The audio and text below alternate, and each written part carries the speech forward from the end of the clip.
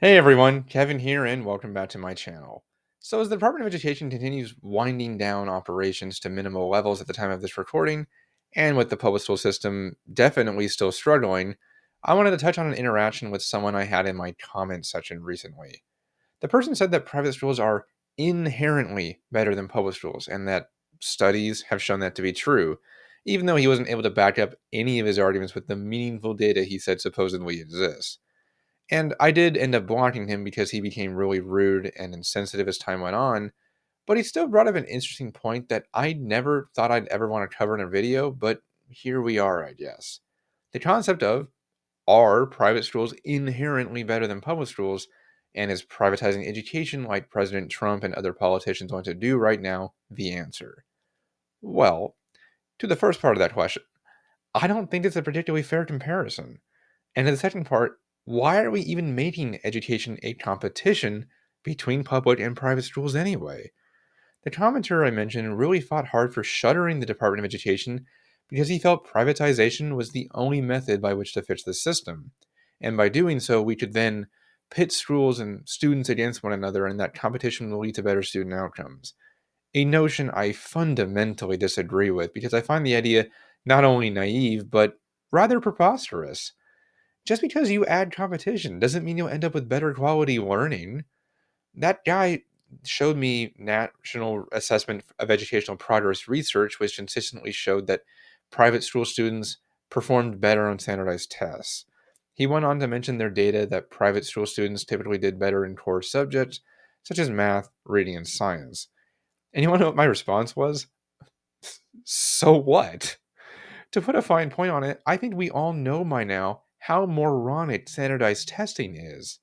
I've said so many times that the increasing levels of standardization has been actively hurtful on our students, and the relentless pursuit of higher scores, or even worse, tying teacher pay to those scores, doesn't actually produce better results. So, private school kids generally score better on standardized tests. Okay, cool. But what do those scores actually tell us? And the answer is not all that much.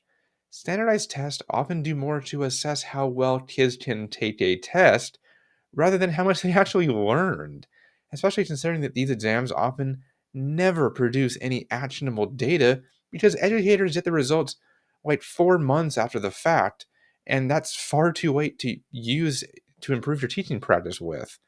And that kind of leads into my other point about how comparing private and public schools simply isn't a fair thing to do, and for a multitude of reasons. They often serve different socioeconomic groups, have different goals, and are funded differently.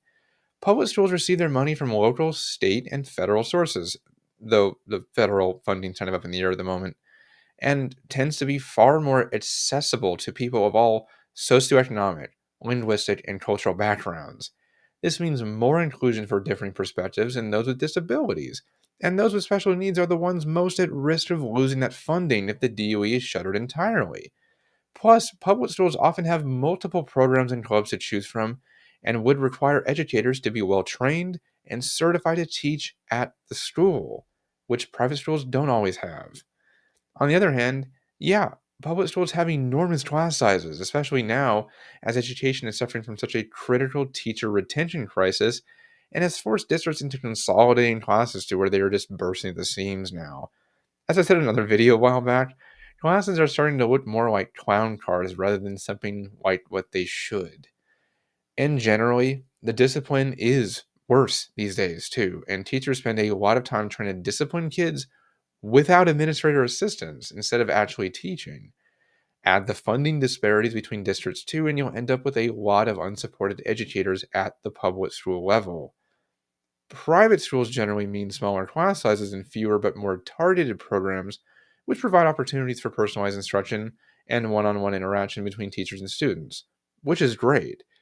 Parents are usually more involved than those at the public schools these days as well, again, which is beneficial. Both of those things lead to a much stronger sense of community and interconnectedness between everyone involved with creating the learning environment. And as a result, people often feel like they aren't drowned out by everyone else like they are at a larger public school. However, it is so expensive and thus inaccessible to most families these days. especially with how poor the economy is and how you generally need to have at least two incomes just to make ends meet. Combine that with the fact that private schools typically have fewer resources and offer fewer programs for students, then you end up with a more targeted curriculum, yes, but one that often lacks needed scope. And finally, private schools are selective, and many students come out of them who are high class and often seen as snobby or stuck up because of their home and school upbringings. Not all of them, but some of them. And not to mention that they very well might exclude students with disabilities, English deficiencies, or those who need a tailored program they don't have the staff or services to provide. So, to circle back to the original question of which is better, public or private schools, I can't really answer that question since it really just depends. There are good and bad public schools, and there are good and bad private schools. Same goes for charter and religious schools, too. It also depends on how you define good, if we're being honest, because it's such a subjective term. And as you can also see, privatizing education won't inherently make anything better.